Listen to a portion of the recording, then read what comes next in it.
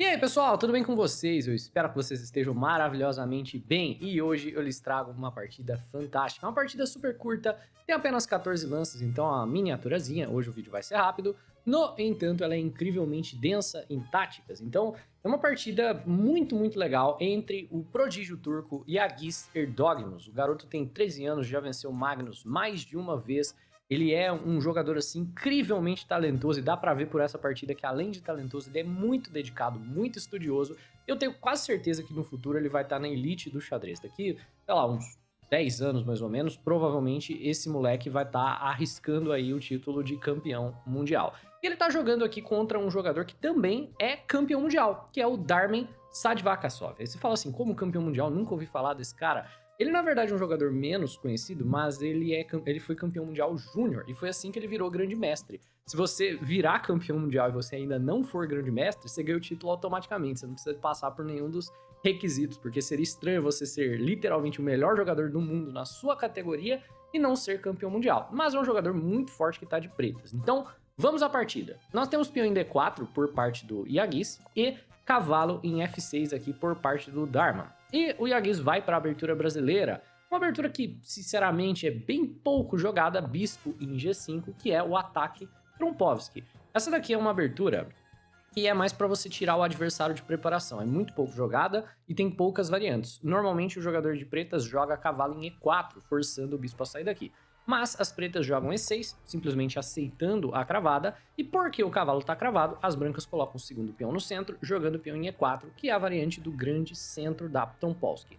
Qual que é a ideia? Em troca de você ter dois peões no centro, e por consequência limitar um pouquinho as opções do jogador de pretas, você tem que abrir mão do par de bispos, porque agora, quando pretas jogam H6, você não tem escolha, você tem que tomar o cavalo ou perder o peão da casa de E4. Então depois de bispo toma cavalo, dama toma, as brancas novamente têm dois peões centrais, é só que o jogador de pretas tem talvez uma vantagem caso a partida vá para um final de jogo por conta do par de bispos, ou caso a posição se abra. Então o jogador de brancas tem essa iniciativa no começo de ter o centro do tabuleiro, mas tem que fazer valer de alguma maneira. Ou você joga para acabar em 14 lances, que é o que aconteceu, ou talvez se isso for para o final, você está em desvantagem. Então, cavalo em C3 por parte das brancas, e pretas estão aqui um pouco receosas com a possibilidade das brancas avançarem E5, que pega bastante espaço e também incomoda a dama. Então jogam o lance peão na casa de D6. E o Yagis joga a dama na casa de D2, desenvolvendo a dama e anunciando que ele gostaria agora de fazer, provavelmente no futuro, um roque longo.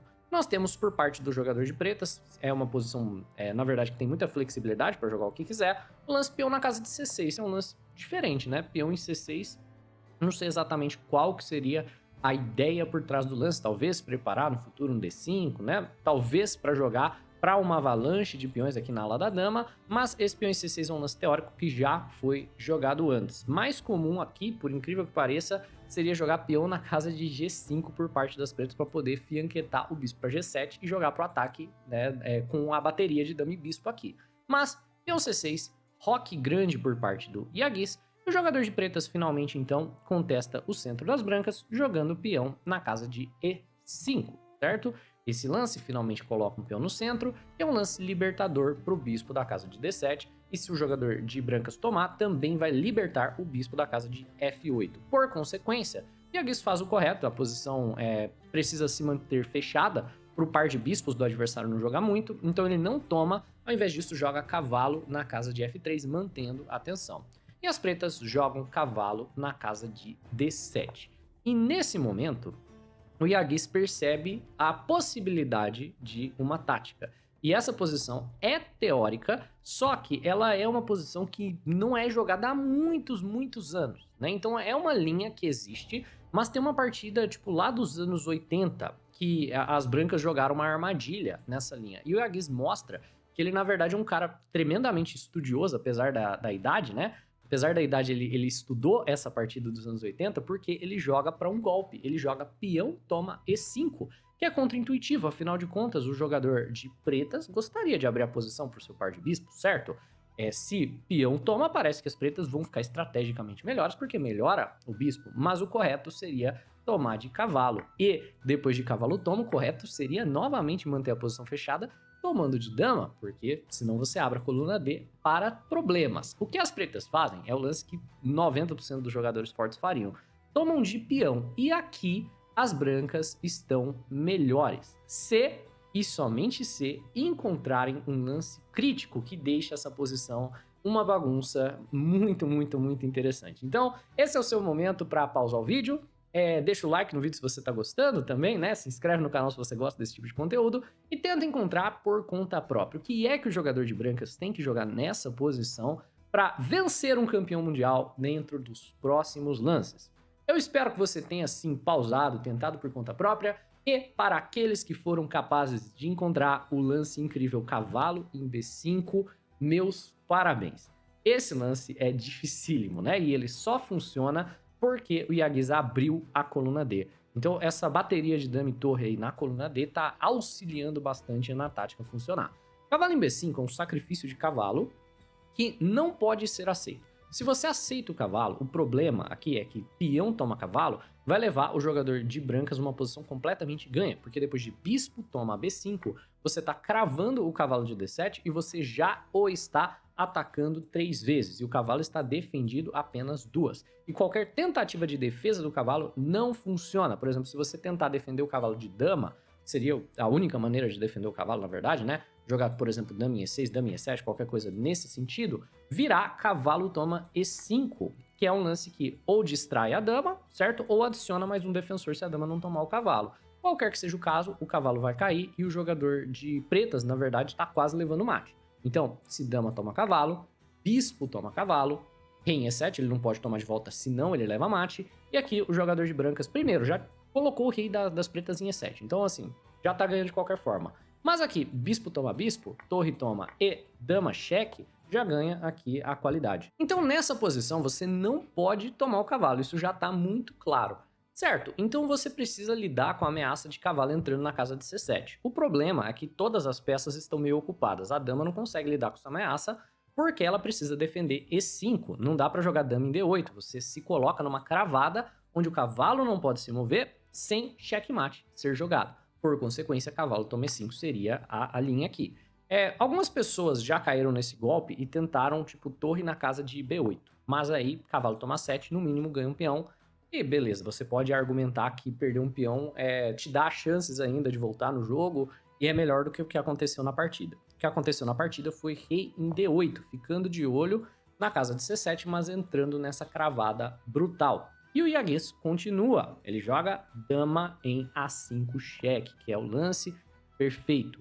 Esse é um cheque que só pode ser bloqueado de uma maneira, no cavalo tá cravado, ele não pode vir para B6, você tem que avançar o peão de B, o rei ir para casa de D8 simplesmente entra no duplo cavalo em C7, então peão em B6. O que o Iagues fez? Agora tem 2 peças ameaçadas, o cavalo vai ser tomado ou a dama vai ser tomada, parece que foi um agafe terrível. Não, forçar o B6 é essencial porque enfraquece o peão de C e a gente dá sequência naquele ataque. Agora que o peão de C tá fraco, dama em C3, pressionando tanto para cavalo toma E5, tanto pressionando um pouco o peão de C. Novamente, o cavalo não pode ser tomado pela mesma razão. Se você toma o cavalo, bispo toma e tem uma pressão absurda no cavalo que tá cravado aqui. Cavalo toma E5 tá vindo no próximo lance. O jogador de pretas não tem nenhuma boa maneira de lidar com a pressão na casa de C6. Então, o jogador de pretas tenta se livrar desse cavalo e ele joga peão em A6. Qual a ideia? Tomar o cavalo sem o bispo poder tomar de volta. O cavalo, então, joga para casa de D6, que é um lance incrível. Tá sacrificando o cavalo. Com qual ideia? Com a ideia de dama toma C6. Se você toma esse cavalo, vai vir dama toma C6, recuperando o material de maneira imediata, porque a gente ganha um peão no processo, certo? Mas a gente vai ganhar esse bispo ou a gente vai ganhar a torre. E não tem uma boa escolha aqui. A iniciativa das brancas é absurda. Se você jogar, sei lá, torre B8 para salvar a torre, aí vai vir torre tomar bispo, né? Com aquele baita tempo na dama. Na sequência também, né? Vai vir aqui, por exemplo, cavalo toma E5, com pressão em cima do cavalo. E é óbvio que a posição do jogador de pretas é muito bem abandonável. A melhor sequência aqui para as pretas seria, ao invés de abrir mão desse bispo, abrir mão do bispo de B7 para defender a torre. E aí, dama toma bispo, rei em E7, talvez você até sobreviva, mas você não tá com nenhuma chance de vitória aqui, né? Você tá tentando, assim, desesperadamente pelo empate. Você tá apenas com um peão a menos, mas tá jogando com o rei no centro e tudo mais. E o incrível é que nessa posição, o Yagis colocou tanta pressão no jogador de pretas, certo? Ele tá pressionando, é uma partida de rápidas, então não tem tanto tempo. É tanta coisa pra calcular, o sacrifício é tão brutal que você não pode tomar o cavalo. Então as pretas sabem que não podem tomar o cavalo. Então elas jogam um lance, rei na casa de C7. Que, assim, é incrível que um grande mestre, campeão mundial, tão humano quanto eu e você, consiga calcular tantas linhas para saber que não podia tomar o cavalo, mas, assim como eu e você, cai nos duplos de cavalo. Cavalinho 8 é um duplo, ganha a dama de cara. Então as pretas abandonam e nós temos a vitória por parte da Yagis, né, a garota aí de 13 anos, certo? Essa foi a partida. Muitos provavelmente viram a partida e pensaram: nossa, pretas jogaram mal pra caramba. Como que pode rei em C7 pendurando a dama assim, um lance só? Só que, na verdade, se você avalia a partida com um pouco mais de calma e cuidado, você vê que não era nada óbvio. A ideia de cavalo em B5 não é uma ideia óbvia. E todos os lances que as brancas fizeram foram extremamente precisos e mostra que o garoto não somente tem talento, como ele também é diligente nos estudos. Ele vê as armadilhas clássicas de partidas assim antigas e de linhas que não são jogadas. Por exemplo, essa é uma linha completamente lateral, uma linha que quase ninguém joga. Então, pra mim, é uma partida impressionante, sinceramente, e eu espero que você tenha curtido também. Então, excelente final de semana a você que tá vendo isso no dia que saiu. Se não, um excelente dia aí pra você que tá vendo qualquer dia da semana. Um abraço e até a próxima.